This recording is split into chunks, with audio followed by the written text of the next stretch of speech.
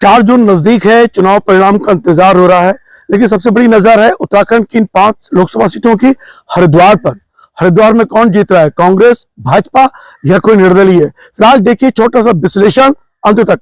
हाय मेरे भी रवि के बिंदास बोल में आपका स्वागत है। हरिद्वार का रण बहुत शानदार होने वाला है।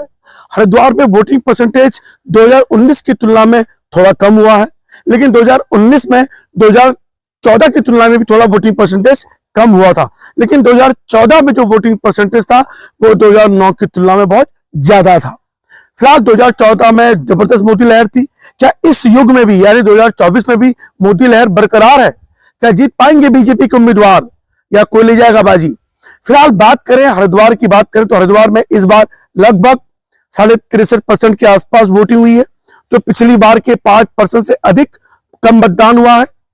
पिछली बार लगभग 13 लाख के आसपास वोट पड़ा, अब भी लगभग 13 लाख के आसपास वोटिंग हुई है।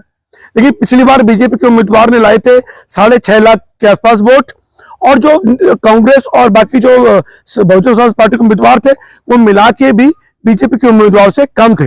कोई 52% के आसपास से अधिक वोट लाए थे बीजेपी के उम्मीदवार रमेश पोखरियाल निशंक।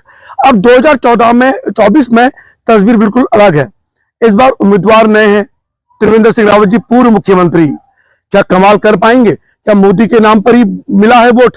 अब सुनिए, हरिद्वार में हरीश रावत के पुत्र लड़े वीरेंद्र रावत, उमेश कुमार लड़े निर्दलीय उम्मीदवार जो कड़ी टक्कर देते आ रहे थे, और बहुजन समाज पार्टी जो कड़ी टक्कर देती आई है यहां पर, उनमें जमील अहमद। तो ये चतुष्कोणीय मुकाबला था या नहीं, ये तो पता चल चुका है कि यह मुकाबला सिर्फ 2 लोगों के बीच आके टिक गया, बीजेपी और कांग्रेस में।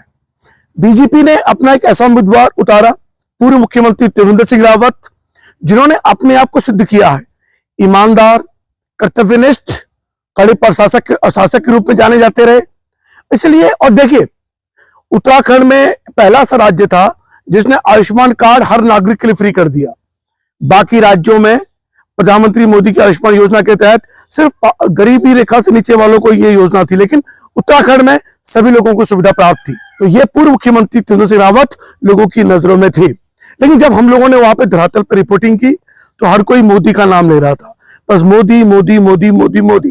यानी अब देखिए, त्रिवेंद्र सिंह रावत जी के चेहरे को भी लोग भूलकर सिर्फ मोदी की बात कर रहे थे।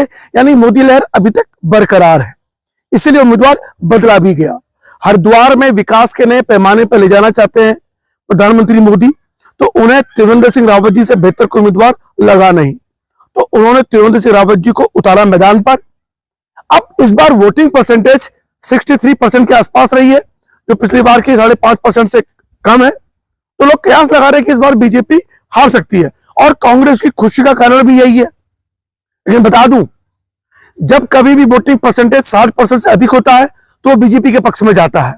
तो निश्चित रूप से इस बार भी बीजेपी जीतने वाली है, हालांकि जीत का आंकड़ा कम हो सकता है। देखिए, लगभग 13 लाख के आसपास वोटिंग हुई है, जिसमें कांग्रेस के उम्मीदवार जो शुरू में थोड़ा कमजोर दिखाई दे रहे थे, लेकिन धीरे धीरे उन्होंने रफ्तार पकड़ी, मुस्लिम वोटर को एक कर पाए। उमेश कुमार नुकसान कर सकते थे कांग्रेस का, पर वो कर नहीं पाए। उनका एक बयान उमेश कुमार का कि अगर किसी व्यक्ति को भारत माता की जय कहने पे आपत्ति है तो पाकिस्तान चला जाए, इससे मुसलमानों में घोर निराशा छा गई। तो जो उनकी तरफ मुखातिब होने वाले थे वो वापस कांग्रेस के पाले में आ गए, तो इसका बहुत बड़ा नुकसान होने वाला है। उमेश कुमार को मैं लगभग मान रहा हूं कि 50,000 के आसपास वोट पड़ने वाला है। उससे अधिक पड़ गया तो बहुत बड़ी बात है, 50,000 के आसपास ही उन्हें वोट पड़ने वाला है। हालांकि जितना उनका वोट बढ़ेगा उतना बीजेपी को फायदा होने वाला है, तो बीजेपी तो चाहेगी कि उमेश कुमार का वोटिंग परसेंटेज बढ़ जाए। अब बात करते हैं कांग्रेस के उम्मीदवार की। देखिए, कांग्रेस के उम्मीदवार नए थे, हरीश रावत जी होते तो कोई बात कुछ और होती। अब हरीश रावत जी खुद चुनाव नहीं लड़ेंगे, अपने बेटे को चुनाव लड़ाएंगे, अपनी बेटी को चुनाव लड़ाएंगे। हरिद्वार ग्रामीण से ऑलरेडी उनकी बेटी अनुपमा विधायक है, और वहां के कार्य देखकर ऐसा लग रहा है कि लोग बड़े खफा है, नाराज है। तो लोग एक विकल्प चाहते थे, तो इसीलिए लोग खफा भी हैं। और देखिए, जो बीजेपी के वरिष्ठ कार्यकर्ता है, वरिष्ठ नेता है, उन्होंने बीजेपी को जिताने के लिए काम किया, ऐसा लोगों ने कहा। मैं इसकी पुष्टि नहीं कर रहा हूं, कहीं ना कहीं वो खफा थे, यानी जो कार्यकर्ता थे मजबूत। एक उदाहरण के तौर पे मैं आपको बताना चाहता हूं कि जब 2015 के इलेक्शन में दिल्ली में बीजेपी ने किरण बेदी को अपना मुख्यमंत्री उम्मीदवार घोषित किया, देखिए ईमानदार चेहरा थी, लेकिन बीजेपी के कार्यकर्ता को घोर निराशा हुई और वो वोट करने गए ही नहीं, और जो गए भी उन्होंने नोटा वोट डाला। मैं वही था उस समय। और देखिए अरविंद केजरीवाल बिंदास 67% वोट लेके आए, क्योंकि जैसे मुख्यमंत्री किरण बेदी को घोषित किया, बीजेपी ने कार्यकर्ता निराश हो गया, भले वो ईमानदार थे।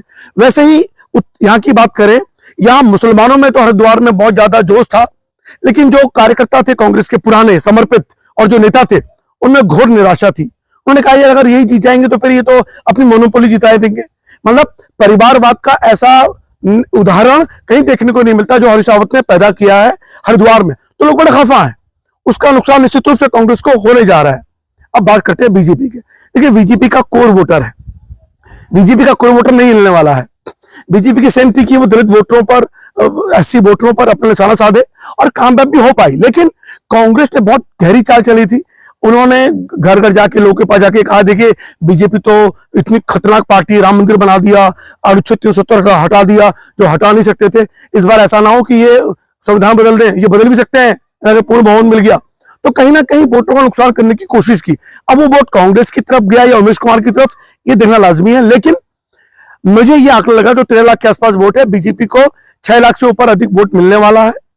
और बीजेपी जो यहां पर इधर हरिद्वार में लगभग 50,000 से 1 लाख के आसपास जीतने जा रही है, निश्चित रूप से जीतने जा रही है। अब त्रिवेंद्र सिंह रावत जी जीतने जा रहे हैं हरिद्वार लोकसभा सीट, ये मैं दावे के साथ कह सकता हूं। अब उन्हें क्यों जीतना चाहिए? देखिए त्रिवेंद्र सिंह रावत जी जब मुख्यमंत्री थे उत्तराखंड के, तो उन्होंने बहुत से ऐसे कार्य किए जो धरातल पे तो नहीं दिखे, लेकिन बुनियाद बड़ी मजबूत हुई।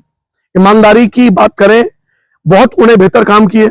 लोगों को लगा नहीं कुछ काम नहीं हो रहा, लेकिन बहुत उन्होंने काम किए थे। जड़ इच्छा शक्ति वाले नेता माने जाते हैं, और त्रिवेंद्र सिंह रावत जी हरिद्वार को एक नई दिशा में लेके जाएंगे, ये मैं आपको गारंटी के साथ कह रहा हूं। एक और बात, चर्चा ये हो रही है कि अगर त्रिवेंद्र सिंह रावत जी जीते, अनिल बलूनी जीते, तो निश्चित रूप से अनिल बलूनी बनेंगे मंत्री। मैं आपको एक और खुलासा कर सकता हूं यहां पर कि अगर ये दोनों ही उम्मीदवार जीते तो मंत्री जो बनेंगे उत्तराखंड कैडर से, वो निश्चित रूप से त्रिवेंद्र सिंह रावत जी होने वाले हैं। ये आप लिख लीजिए, जहां तक मेरा अपना राजनीतिक अनुभव है। उसके पीछे कारण है क्योंकि मोदी जानते हैं कि त्रिवेंद्र रावत जी किस कैलिबर के नेता हैं।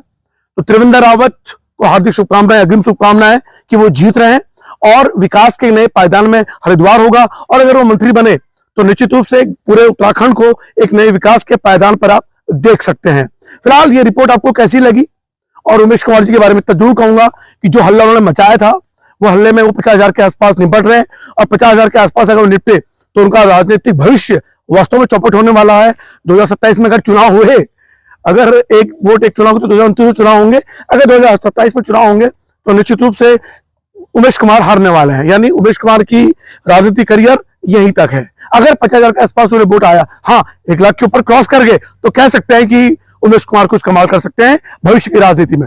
फिलहाल त्रिवेंद्र सिंह रावत जी जीत रहे हैं। 50,000 से 1 लाख का ये आंकड़ा मुझे ऐसा लग रहा है, और जबरदस्त फाइट कांग्रेस दे पाई अंतिम में, क्योंकि मुसलमान वोटर इकट्ठा हो गया और कुछ दलित वोटरों को भी इकट्ठा करने पर वो कामयाब हुए साजिश से। फिलहाल रवि के बिंदास बोला, शुक्रिया। जय उत्तराखंड, जय भारत।